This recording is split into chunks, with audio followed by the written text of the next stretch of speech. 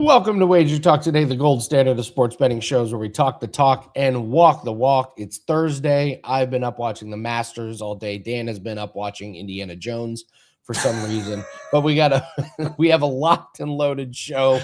Dan, get on dun, dun, dun, dun, dun, dun. I don't know, Andy. It's just one of those movies that when it's on TV and it's always on like Turner Classic Movies or whatever, whenever Indiana Jones is on, I have to at least pop in. You know what I mean? So yes, there was some time spent on Indiana Jones. I was like getting ready to go for the show today, and Andy was like, "Why are you humming the Indiana Jones song? Like, how did this come into your brain?"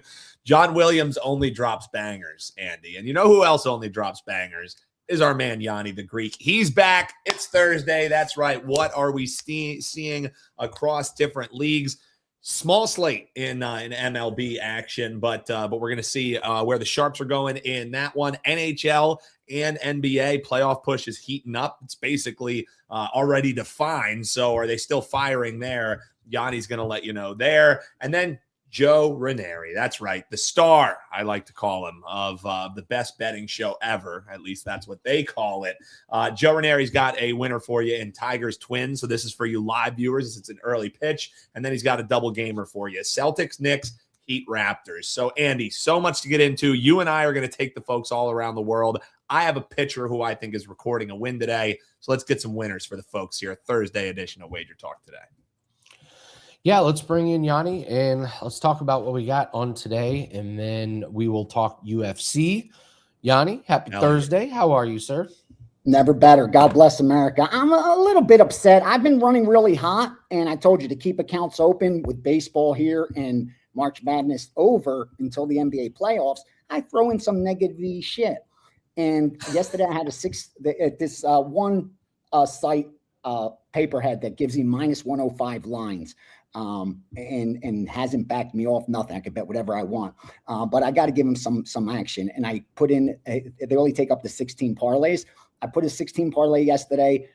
The Phillies not going over was the only loser. That cost me $9,000. And 2 days ago, I had the same thing, another 16 parlay, one loser there that cost me $6,000. So two results cost me $15,000. I lose $250 instead of picking up $15,000, which shows you just how, tough those parlays can be and how they could mess with you mentally. I like people that just bet those. I don't even know like how you can go 5-1 every day and lose money and not lose your mind. So at least I straight bet everything and bet real small parlays. Like, for example, I'll just to put it in perspective. If I have a 4% play, I have $4,000 on it. My parlay yesterday was $125. You know what I mean? And that's the max. Like, I'll bet everything is all risk management, everything based on the percentage of bankroll. And even there, like, I'll stick to it. The most I'll ever put on a parlay is that 125 based on bankroll. So again, negative EV, but every once in a while we got to throw it. So that's the long way of going around. Doing really well because we're running hot. But if I got a little luckier, Andy, this week, I'd be really, really happy as we approach this weekend. But busy day. I put up 3 soccer plays that I also added for free. I sent out 3 soccer plays this morning, 3% premiums. All 3 are available for free at WagerTalk.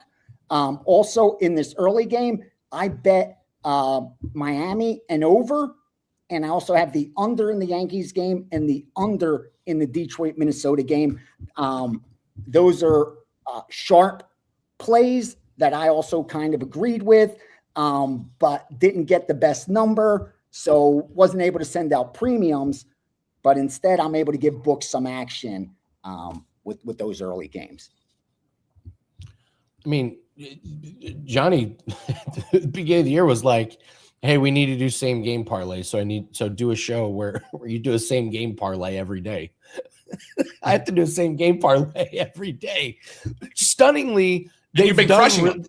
They've been doing really, really well. I'm 14-7 since I started tracking them, but yeah, they're maddening. It's like, I lost one last night because Joker sat in the fourth quarter because they were blowing out Memphis, and you're like, how does that not hit? Yeah. Like how do I not hit that? And with the parlays, you're putting up a little to win a lot. And there's no better feeling than that when you cash a ticket like that, because you had little risk and you make a big score. I understand why they're so attractive. And I understand for bettors with smaller bankrolls, why they're enticing. I get it. I was there, bro. Believe me, I've been there. But if you truly take a step back and do the math yourself and truly are honest and say, what have I bet in parlays? And what have I actually won or lost? I think most reasonable people will come to the conclusion that it's not a winning game. And that if they just would have straight bet everything for $5, they'd be up money instead of down money. I think that a lot of bettors, that would be the reality of, because again, I talk to guys all the time that they don't do this for a living. It's not like what they use as their investment vehicle, but they're sharp. Like they understand the betting market. They follow sports even more religiously than I do. And I really do think they're capable of laying 11 to 10 and winning money, but they just don't have the discipline and patience to do it. Like they have the ability and the knowledge, the skill set, but they haven't acquired the discipline and patience that it takes. And I think that's what we're all battling, those inner demons that once you do figure it out, can you push them aside and do the right thing? At least that's the issues that I have, like being my own worst enemy in this game. I listen, I will toot my own horn. We do a lot of parlays. They work for us. We do 2 legs that get us close to even. Like we don't fire off the long shots like the 10 teamers and things like that. Tennis, Dan can attest, tennis, all access clients can attest. The tennis parlays are absolute money. You put 2 together. That's what I'm saying. But you have a sample size of results. I'd never argue that. I promise you, even though I'll say, teasing NFL totals is negative EV, teasing NBA is negative EV, putting in parlays is technically negative EV. There are bettors that are able to beat that. Good for you. Like, God bless you. Keep doing it. You found your edge, exploit it. But for the vast majority, that's where the books are making their money. You know what I mean? Like it's a very hard thing. Like you comparing you to 99% of bettors isn't the same thing. Like, again, all due respect, you've gone through the ringer enough to realize, like you just said, I'm not putting 16. I'm not chasing pipe dreams. Like I'm finding good spots. I'm tying them together in 2 teamers and it's produced profit for me. That makes sense to me. You're not approaching it like you're gambling. And you're not forcing it. You know what I mean? Like you don't have 4 teams and you're like, I need that 5th because I need 20 to 1, not 10 to 1. Like I have my girl does that all the time with MMA because I let her put in like a UFC parlay every week. And she's like, oh, but this only pays that much. Dude, don't you want to win? What's the problem with cashing a ticket? Like, why wouldn't you want to cash a ticket with 3 fighters on it? And instead of a pipe dream with 6 on it, that's not going to cash. Like, just cash the damn ticket. So, again, that's just how I look at it. So if you're beating it, keep doing it. But you got to keep records. And if you have a sample size where you're profitable, don't change it up. But I think the majority of guys viewing this right now, if they look at the parlay results, they have burned a lot of their bankrolls on parlays. I would venture a guess. Yeah, 100%. It's also not sexy to like post on Twitter like my tennis doubles parlay. Like, hey, cash it. And everyone's like, they want to see that's how you get that engagement. Star players, and exactly, and the primetime game, and that they don't want to do a tennis or cricket parlay. They want to be parlaying the TNT NBA game with absolutely props and shit. So they can tell their buddies they nailed it. Yeah. Let's get in some steam. Rob asks, have you seen any action on the Frozen 4? The hockey or what are you seeing today? Hockey, the college hockey. It's a huge NHL slate tonight. NBA, MLB, not so much. Yep. So what are you seeing? I got MLB, NBA, and NHL for you. I don't have any of the Frozen Four, just like I don't have college baseball this early in the day. We do fire on those, and they've done really well. Like, I get more excited, brother, about those markets. When I get those plays in the accounts, nothing gets me more excited because those are the most beatable. Results-wise, those are always going to be your highest ROI. They're always harder to get down, and those lines move significantly, which tells you it's an inefficient market.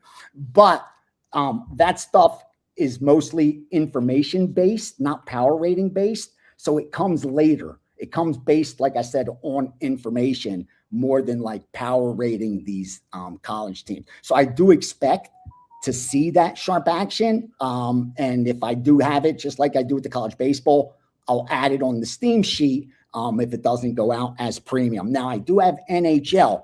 And let's get into that real quickly. Game 55, Tampa Bay, minus 115. 58, New Jersey, plus 105. 60, Ottawa, minus 250, minus 260, minus 270. They like that Ottawa, and they're not afraid to lay the chalk either. 61, Columbus, plus 110. 66, Chicago, plus 200. And finally, right here, Las Vegas, minus 160, minus 170. Real quickly, in the NBA, only 3 moves. 567, over 243, over 44, over 45, over 46 last night. Then this morning, over 246.5, Chicago, Washington. 572, Knicks minus the 3. And finally, Lakers, Golden State, under 226. Major League Baseball, only 2 sides. Miami minus 105, Colorado plus 180. Totals for you: over, I touched on Cincinnati, Miami. Under, I touched on Detroit, Minnesota, and Athletics, Yankees. And then finally one over, and that's the White Sox, Kansas City, game 9-11, with that key number of 9. So there is, like you said, a slower day, but definitely some action on the board and some line movement.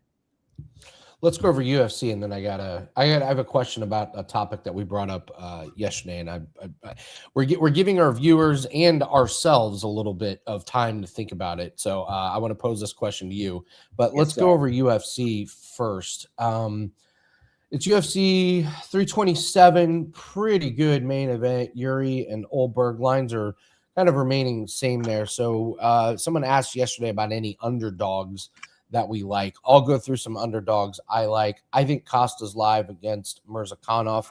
Mirzakhanov is dependent on the one-shot KO. Now, he's landed it in damn near every fight. I like that one. Let's see, another underdog. A lot of close lines, actually. This is great. There's, other than the Pico line that's minus 300, everything's minus pretty 200 close. or less. And there's a bunch of 120s, 130s. Ribovic, I believe, is live after the first round against Gamrot. Lupi, I have live against Tatiana Suarez. Yes. And Prado, I guess you can make the case, but he's got those short little arms, Yanni. He's got those T-Rex arms. It's hard for him to land big shots. You know what I'm saying? Any underdogs you like? I do like Prado. He's coming off 3 straight losses. And like Radke coming off that finish, 3rd round sub. I think he's going to get public money. But the fact this line dropped from that opener tells me the sharps agree with us on the Prado side. I also like Ribovic. I think if he could keep it standing, he's going to give Gamrot a lot of problems. And I just think he's catching Gamrot at a decent time, where Gamrot's, lost 2 of 3. I think Pitbull, only because of the price. Listen, Pico has all the, we know about the potential. We know how good he's capable of being, but he's still 13-5 or 18-5, something like that. Like, he's lost fights he's not supposed to lose. And all the pressure's on him. None of the pressure's on Pitbull. He finally got a UFC win last fight. Pico hasn't won at the UFC level yet. That's a lot of pressure. And Pitbull hasn't seen anything that Pico's going to bring that he hasn't seen with his experience. But the youth, the speed, and even the skill set, I think, is all on the Pico side, advantage-wise. But I just don't like the price. For me, it's dog or pass. I do think Costa's going to fight for your money against Mirzakhanov, but I think Mirzakhanov does end up getting it done. I like Medeiros also over Padilla. I just think this is much closer than that opener of minus 200. I just wish I would have bet Medeiros at like plus 160. I think that was a steal. Plus 150 or better, I think you're good. 4 out of 10 times he wins this fight. I do like Godinez.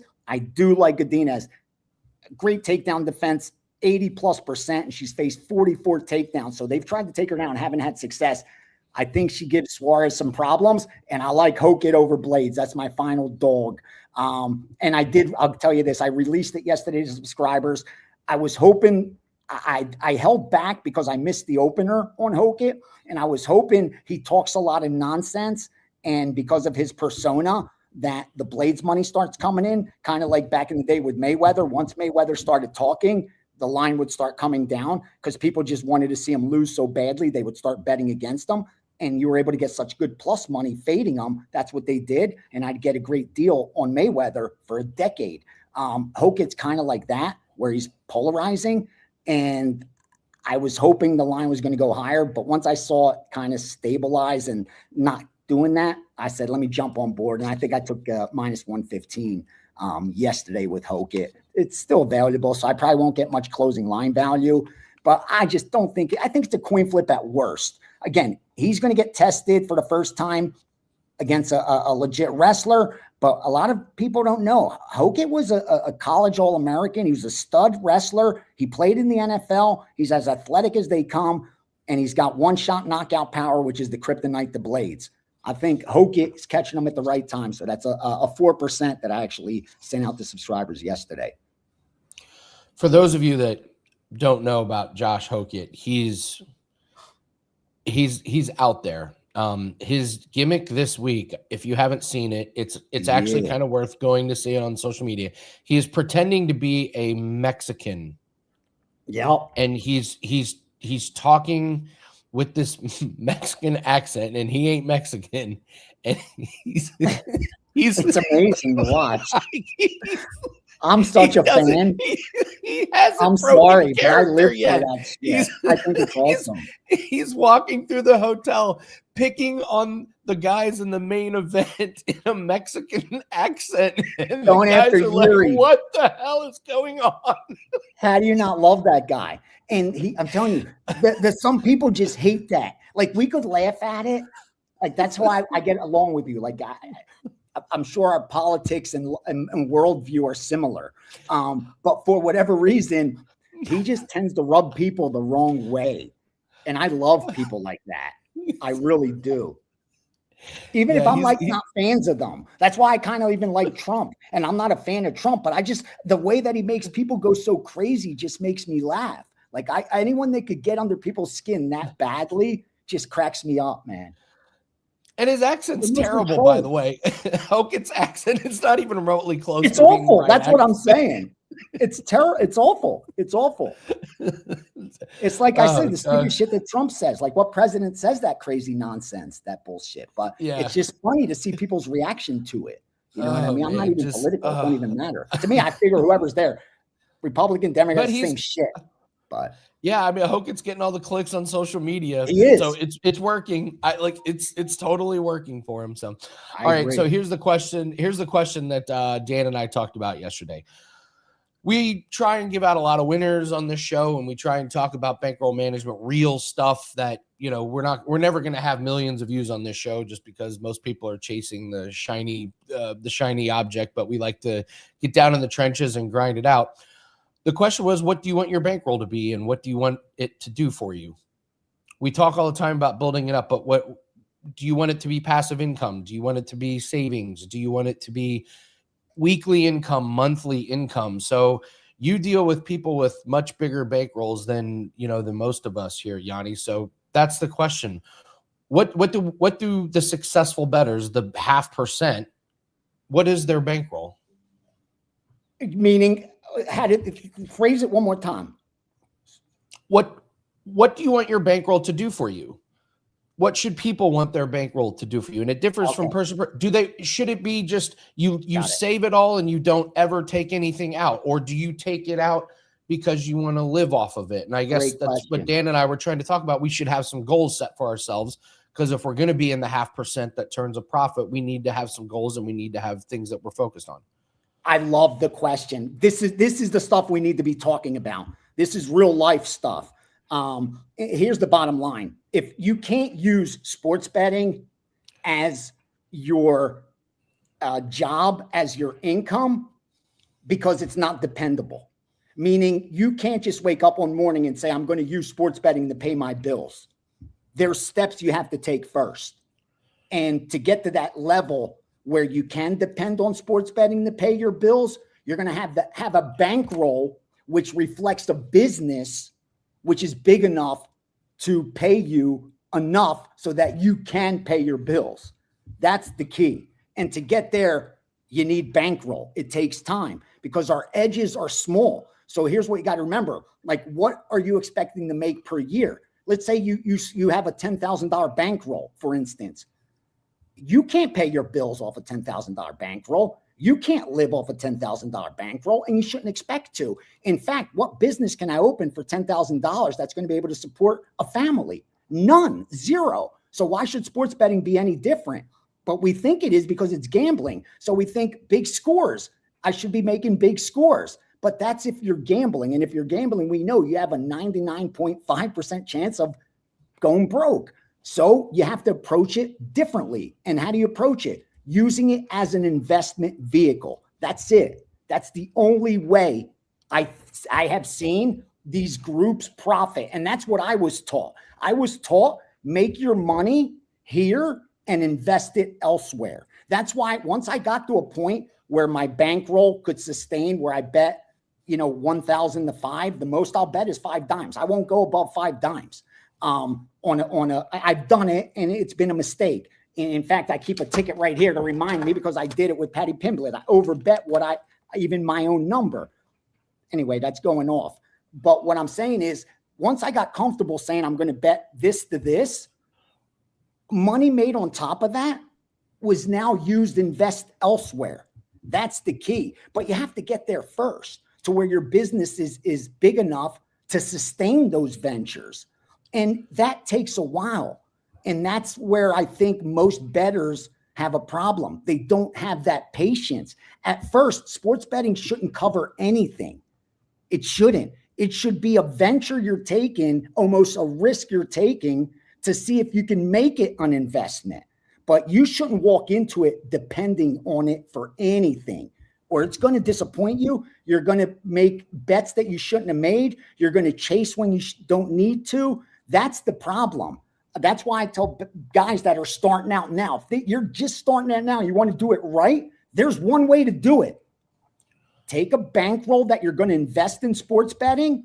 That's your business, and work there. But don't use it for anything else. Don't buy shit with it. Don't have it pay your bills. Don't use it for anything. That's your business. Grow this business. Once you can grow this business, that business, I promise you, will offer you opportunity and allow you to do whatever you want to do. But until you grow that business, it's all a dream. It's all like, yeah, this how I'm going to do it. This, like, you're speculating, you're hoping, but again, getting there is a different story. So the best advice I can give you is if you're starting out, and most of us are starting out with a normal bankroll, unless you're inherited, millions of dollars, in which case, why are you doing this anyway? So with that said, take a bankroll that's just for this and do it just for this. When you grow your business enough and it's producing a profit, now you can revisit that question and make decisions. Do I grow my bankroll so that the money is bigger, or do I take this and have a backup bankroll in case things go south? Or do I take that and invest in other ventures? So if I have 3 months where sports betting isn't doing good, maybe crypto's doing good, maybe stocks are doing good. So again, those are questions and problems that you want to have, but you got to get there first. And until you're able to take a bankroll and make it a business, it's all nothing but, ideas and dreams and hopes. And we all have those. So whether it's $500, $100, $5,000, do it the right way, and then revisit this question. And again, I think for most bettors, they're trying to jump steps ahead. You know what I mean? And whenever I had my bankroll in my pocket, I never made money. Like, I was rich for 6 months, broke for 3. Like, whenever I did it like that, I never did well. And the best advice, it's cliche, but if you treat it like a business, it'll pay like a business. If you treat it like entertainment, if you treat it however other way, that's how it's going to reflect.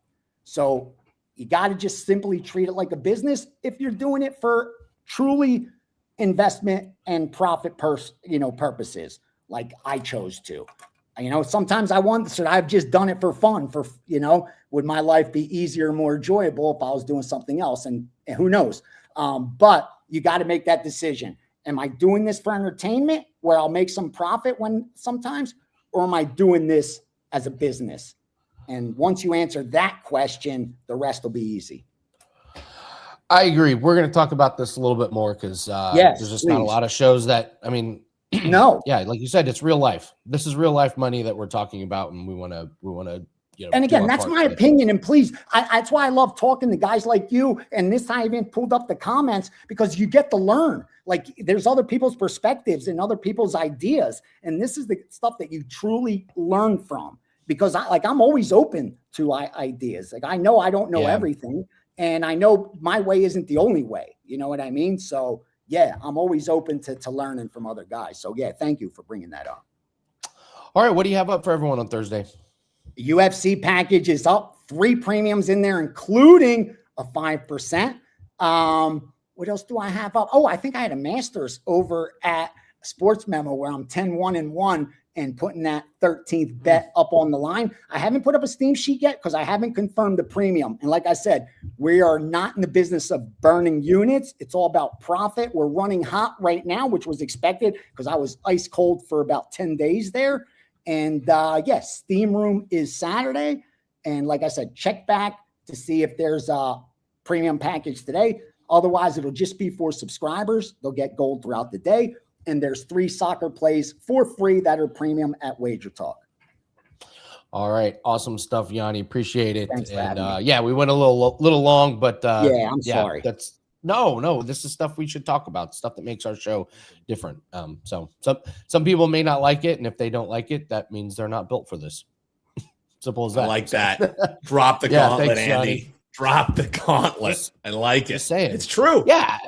Just for example, like I don't know, if you go by the name Gooey, you're probably not can't be taken built, too serious. Probably not built for this. So very fair. We'll do all around the world and my promo stuff after Dan. Let's get to Joe. We went a little bit long. We don't want to.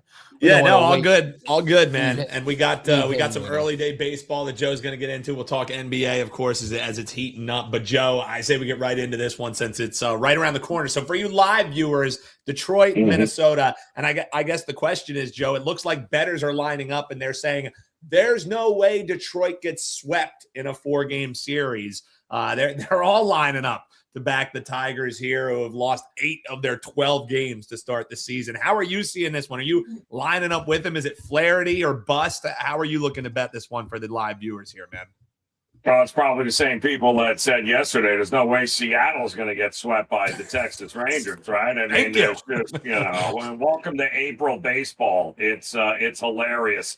But no, and it was ugly last night there. Watching Framber get lit up like a Christmas tree was exciting. So it won't be long before, I don't know, he just starts throwing whatever he wants at his catcher on the Detroit Tigers here because, he's just a dick on so many different levels. But now he's a dick who gives up 8 runs. And already there are whispers that they don't like him inside the Tigers locker room. And that's only going to get worse from there. The problem is they need Flaherty to bail him out. Yeah. Which Flaherty shows up? If anybody has any idea, let me know. Is it the guy that can strike out 7 to 9 guys here and keep the ball inside the ballpark? Or is he the one that is not really having any idea where the ball is going? And next thing you know, the Twins, who are give them credit too. I mean, they're swinging the bat pretty darn well here. They've been red hot in this series. Mick Abel going, former Philly, I believe there. Dan, you're probably still a little bent that, what's the difference? You can't score any runs with the Phillies anyway, so who the hell are you being? Very fair. I'm thinking that Mick Abel's not going to help you one way or the other, but he is going to help the Twins here tonight. And, yeah, there's just I lean the Tigers here, but I don't trust either guy. I think Flaherty is the better pitcher. I think at this price, I think you have a pretty good opportunity. There's only going to be 8 people in the stands anyway, so it's not like you're going to get some sort of home crowd boost for the Twins. But I do lean to the under as well here. I don't know that the Twins can keep up swinging the bats like this, but I'm not sure this is the game where the Tigers figure it all out and flip a switch, because certainly Seattle didn't yesterday. Yeah, no, you're not wrong. And that's the thing is, like, we just tell people so early on in MLB, like, you got to tread lightly. Is there going to be stretches where good teams play awful? Yeah. And that's what you're seeing out of the gate here for Detroit. So just a lean along with the money for that one going in just a little over an hour here. Games that folks will have a chance to get down on, Joe, is in the NBA tonight, as the association, the push here for the playoffs is, I guess we can say, heated up. I mean, no one cares what seed they are. They just want to make sure that they're in, is what it seems like to me in NBA action. We got 2 ones for you to break down: Celtics, Knicks, Heat, Raptors. Let's start off here with the Celtics taking on the Knicks here. What's injury report looking like, Joe? How's that going to affect how you're betting this one? And what do you think people should be looking to bet heading into 7:30 tip on this one? Yeah, listen, the Knicks have been better at home than they've been anyplace else this year, right? We are, overnight, this was 1.5 Knicks. You wake up this morning, it's 4.5, and it's pretty much steady right there. We are starting to see a little bit of over money come in this one, but really it's about, all right, Jaylen Brown is still questionable. So is Brown going? Is he not? Does it really matter?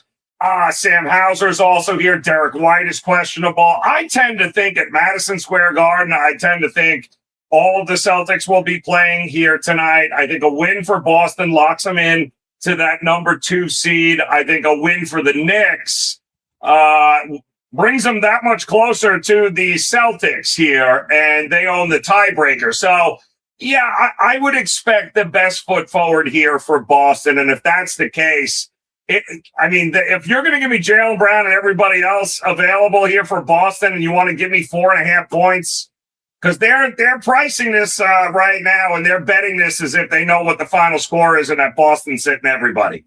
I don't know about that, because these 2 teams likely are going to face each other in the playoffs anyway. And do you really want to give the Knicks an opportunity to be like, yeah, we already beat your ass once here, we'll do it again? Doesn't feel very Celtics-like to me. So right now, and I don't care if Brown plays or he doesn't, as long as Tatum is in there, I'm leaning taking the points here. And I do lean over, because if the Knicks are gonna win this game and they're gonna cover the spread, it's likely going over. But I think if you like Boston, you probably got to look at the under at this point, 216.5, as the number keeps getting bet up. Not me. I think in Boston and the under is the way to look at it in this one. Joe, before we talk game 2 here in the 2-game set for you, which is an interesting schedule spot with basically a back-to-back they played on Tuesday with Miami, Toronto. What do you got rocking? WT.buzz/JR is where you can hop aboard. And trust me, folks, you want to hop aboard because you've been seeing it pretty damn well, Joe. Yeah, no, it was good. It was a great way to close out the tournament with UConn getting it done at 5% there with the 7.5 points. Congrats, Michigan. Okay. But we do have Major League Baseball. It's not a big slate, but there is one game that was absolutely circled, 4% up at my pledge top play right now here. Also, one in the NBA, in fact, also. Really, really like this one. So 1-1 today. I'm not the biggest of slates, but the value is certainly there for us here today. Yeah, and if you like the baseball stuff, guys, you can grab that triple play, get some all access, just $49, get the whole weekend wrap around. I know you're going to be dialed in. Not sure if you're firing on the Masters, Joe, but I know on one of your billion TVs that you have in the office, Masters will be dominating at least one of those. I'm just waiting for DeChambeau to hit one green in regulation. Just one green would be great. Like, just get one green in regulation would be fantastic there, Bryson. Really, that would be good with your 3D printer clubs, like whatever the hell that is. My God. ridiculous. If he wins this thing, you know what happens, right? That all of a sudden the 3D golf club company goes public tomorrow, and he sells everything. Guys, give him credit. Few fries short of a Happy Meal, but the guy might be onto something here. That's for sure. Do you see who's leading right now, Joe? Yeah, what year is it? I mean, I was watching earlier, and it was like Obama was out. I was like, wait a minute, was this hot tub time machine? Like, what is going on here? Hey, we liked Patrick Reed coming into this one. Dude's 5 under 9, 2 eagles already. He looked so cocky and ready during. And he's a dick, and everybody hates him on tour, which is even better because we all need villains. We can't hate Tiger as he's in Tahiti right now at a med spa. Like, it's unfortunate. We can't do it. So Patrick Reed is the next best thing. I'm with you. Hey, Joe, we got some time. I posed this question to my buddy the other day. So I was watching, they had Tom Watson, who's just the most lovable guy, telling stories about Jack. Who doesn't like Jack Nicklaus, the older guy telling stories? We had Arnold Palmer, Lee Trevino, Gary Player's a little out there. Fast forward to 25 years. Who are the old timers that they're going to have back? You have Tiger, who flips vehicles in residential neighborhoods. Phil, who's basically been banned. Greg Norman, who's basically been banned. DJ, who's as polarizing as an ice cube. Brooks Koepka, Bryson, Reed, they all left to go to live. Think about in 25 years. Who in the past winners are they going to have come back and tell stories? It's basically Rory. That's it. I mean, Rory is that they'll be wheeling him up there as he's eating his, yellowfin tuna there and his, his Wagyu filet and all that other bougie crap that he had on the menu there. I'm sure it was absolutely fantastic, by the way. I'm just sure pissed awesome. We weren't there to eat it. But yeah, Rory's it, right? I mean, Bryson won't remember what his name is in 25 years, likely. So he's probably got CTE at some point. But you just don't know. But I'm with you, Andy. Who's left here? Freddie will be dead. Scheffler's not going to want to do that. Scheffler's not going to want to do that stuff. Like, no way. Yeah, he's going to be on his 19th kid by that time. You know what I mean? He's going to pop up one kid every major. I think is what he is shooting for at this point. That's hilarious. Did you see what Rory said about why they asked him why didn't you go with an Irish theme for the Masters dinner, and he said because I want to enjoy it. I want to enjoy the food. And he's right. Man, could you imagine the balls like serving bangers and mash or something like shepherd's pie for everybody? Like that would have been fantastic, but that was never happening. Never happening. That would have been great. Oh, that's hilarious. That's hilarious. That would have been great. I will tell you this, though. If you're going to bet the Masters, I would go, I think live betting. I talked to Art this week, and he had said the amount of live betting handle at the end of heading into the fourth round, he says, is over the top every year. And it makes sense because we're getting a guy in the top 5 by the time we head into the fourth round. It's, I think 20 out of 21 have been straight out of the top 5 heading into Sunday. They don't come very further back than that. So if your guy is somewhere in that ballpark, you got a pretty good opportunity to jump in. Somebody in the top 5 after Saturday is going to win this game. You just got to figure out. If it's Scheffler in the top 5, we're all screwed anyway. But if it's not, you might be able to make a few bucks. Agreed. Off to a great start. I think the afternoon guys are in trouble. I think this is going to be is going to be a very, very fast greens. They're already fast, but afternoon guys are going to really struggle. Do the Raptors sweep the Heat for the season? Yeah. So it's a perfect question by our man Triple F there, because Joe, the second game we wanted you to talk about was this Miami-Toronto game. Toronto's beat them 3 times. And on Tuesday, let's be real, like Miami looked like a team who was like, yeah, we're in the play-in. What do we care? You know what I mean? Does that change tonight? How are you looking to bet this one? They're 3-9 straight up in their last 12 games. I mean, they are just like, I don't even recognize this team. They got everyone healthy and they suck.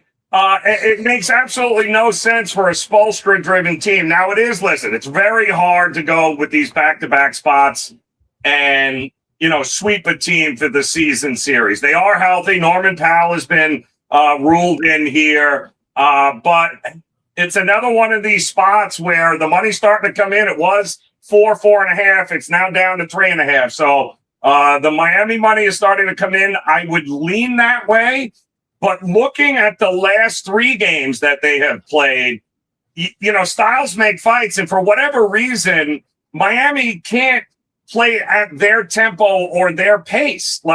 Toronto is dictated in 3 games exactly how these games go. Miami has gone, 91 points. What did they just score? 96. I think the first game was 94 or 95. They are yet to score 100 points against this Toronto Raptors team this year, and yet they drop 150 on everyone else, but they can't get to the same rhythm and the same tempo, which is kudos to Toronto's defense. Toronto needs this game more than Miami. Miami's locked into the 10th seed there. I mean, they're going to have to win 2 games to go anywhere. But the reality is Toronto doesn't want to be in the play-in. Toronto's got to keep winning.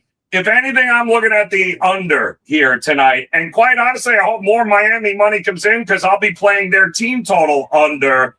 3 games and 3 under 100 performances tells me everything you need to know about the matchup with the Raptors and the Heat. Yeah, I couldn't agree more. And that's a man who's down there in the South Bay getting you ready to go. And it pains me. I know you don't want to bet the unders. You just go where the numbers tell Joe to go. He doesn't want to be there, Correct. Folks, but he does not fear going where no man else wants to go. Speaking of which, you're on a show with Prez every day where no man else wants to go. You mentioned Art the Caesar. It's a great show that you can check out here on the channel. Best betting show ever. Goes live, or gets posted to the channel pretty much every afternoon around the same time. Joe, what'd you guys talk about today, and what can people expect when they check out that show? Well, we're about, as a matter of fact, I'm seeing Art pop into the green room back over here. We're getting it done with Art here in about 5 minutes. He's got all the latest sharp bets here, where the money is coming in, important stuff, especially heading into the weekend. But he's going to cover and have everything for you guys on where the money is coming in, especially on the Masters. He's got much more Masters stuff for you guys. So that'll be up within the hour over at WagerTalk on the YouTube channel. Yeah, hit that subscribe button. You'll know when it gets posted. It really is the best betting show ever when it's Joe and Art. And I didn't hear Prez's name on the line today. So, Joe, always a pleasure, man. Thank you, man. We're not we're just handicapped when the Prez shows up. We go away from handicapping. We just become extremely handicapped. Yeah, Good luck, guys. Enjoy it. Gotcha. Yeah. Love it. Check that out. Best betting show ever. If you're subscribed, folks, you'll see it. We'll link it to the video here. You can check that out. They post that each and every weekday, and it usually goes up around 1:30. So if you're subscribed, you'll get a little notification when they go live. But it is a great show to pair with this show for sure. Yeah, absolutely. We can do all around the world, and then I think I've kind of figured out what I want to do with my bankroll moving forward. Oh yeah. So, yeah. You have the answer to the question that no one can answer right now. I like this. Well, Andy. It's different from person to person. What do you want it to be? Sure. And Yanni's right. Like, depending on a bankroll to pay your bills is just a gigantic mistake. Because there's ebbs and flows to it. So it's just going to be a part of my retirement. I'm going to use it to build it up, take money out, max out my Roth IRAs, max out investments. And just kind of build that up slowly. So that's what I'm going to use it for. So, and Yanni, it's funny. Yanni said like, oh, they use it for other investments, and inadvertently, that's what I did. I built it up and started a different company with it. So now I'm going to take this one and put it to benefit the future me and my wife. So yeah, that's what my bankroll is going to be moving forward. So we'll talk about it more. Let us know in the comments below. Yeah. So, we're doing good this year, up 55 units in WagerTalk units. And we got our tennis play. We'll be wrapping up shortly. Hopefully that's a winner. But we got some good plays today. This top one, Dan, all around the world, this is actually a 4% client play. Alexander Winberg over 0.5 point. We talked about it on the prop line yesterday, which, by the way, the prop line is up. We got a same game parlay, and this is the play of the day there. It's a 4%er. This guy has a point in 8 straight games, and he gets a matchup against the Ducks, who have lost 6 straight, and they've given up 29 goals. 29 goals in 6 games. So this is a team. Yeah, this is a team that's not defending anybody. The Sharks only scored 2 goals last night against Edmonton, and he still had an assist. So when they score, he's involved. So we'll do that. I mentioned the afternoon guys. I think they're going to struggle. There's some pretty big scores out there right now. One guy's already 10 over. The Masters, Marco Penge over 73.5 round 1 score.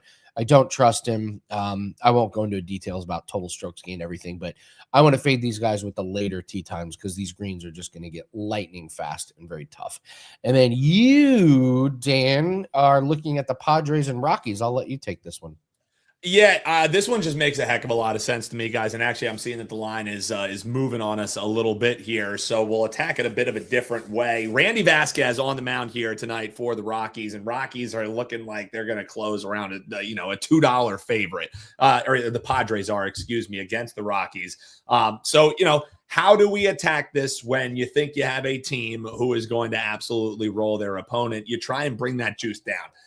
I don't want to bet $200, minus 200 favorites in MLB, but when I like the matchup, I do want to get down on it. So I believe once the Rockies commit to who their pitcher is going to be, some folks are naming, other sites are still saying undecided. That's when you're going to see this prop come up, Vasquez to record a win. We're probably going to see it at around even money. It's a good way to attack it.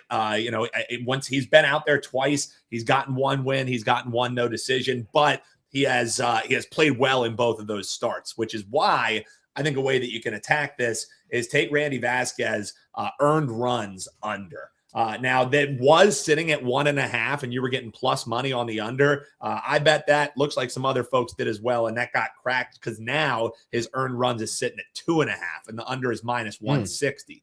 But if you go to the drop-down menu on the green book, Randy Vasquez, you can pick 1 or fewer, which is essentially you're getting 1.5 again. That's still sitting at plus 140. So let's go Randy Vasquez either to record the win. If you can't get down on that, he's not going to give up runs to this Rockies lineup until he leaves the mound. So let's look at him under his earned runs. That's how we're going to be attacking this one. Padres, fine parlay piece. It's just not what I like doing is laying money line favorites in parlays. And so how do we get on it a different way? I like the pitching matchup. Vasquez should have a good outing. All right. Love it. Love it. Those are your free plays. So, all right. Right after the show in about 10 minutes over on the Winning in the Shadows YouTube channel, Dan, I am going to go live and we're going to do a watch along for darts. We have a darts 4% best bet that is up, and we're going to watch the Masters together. So if you guys want to hang out, you guys want to hang out. There's no, we don't do locks on the show. This is a lock. A darts and Masters watch along YouTube show. We will be the only one doing that. So I love this. I love this. Winning in the Shadows. You can find it on YouTube. Andy, I know what I will be doing with my afternoon, and it will be making jokes in the chat, maybe Indiana Jones themed jokes. Jump in. So if you guys want to join us, just have us on in the background. Jan's going to join us as well. So we'll break down all the plays. If we have any live plays, you'll get those as well. But yeah, we'll be talking darts and we'll be talking Masters for the rest of the day. So Blocked says his goal is he just wants to be profitable, bro. That's our good our starting goal, point. It's a good starting point. It is. Most people don't get there. Most people do not get there. So, he made a good investment because he got the 30 days of lacrosse access. And since we did that, Andy, we have had, I think, 2 losses in the span that we started promoting that. So I don't love the card this weekend block, but I think we at least have one play. We're just waiting on the number to get there and a play that should be a pretty strong one. So you lacrosse all access, folks, don't worry. I haven't forgotten about you. There have been no weekday games. They're basically moving to just Friday and Saturdays because the season's starting to move into league play as they're heading towards the playoffs. So we'll have something for you blocked. I just want to make sure I get you the right number. If it doesn't fall into the right number, Andy, I'll give it out as a free play tomorrow on the show. So there you go. Okay. All right. Sounds good. Thanks very much, guys. Hit the like button. Leave us comments below. We'll be here same time, same place tomorrow. And on Monday, we're going to add a little something to the show Dan and I have been working on. So we're excited about that. We'll work it out and hash it out over the weekend. But we're excited to get you ready for the weekend. Good luck on all your bets. And we'll see everyone tomorrow. Take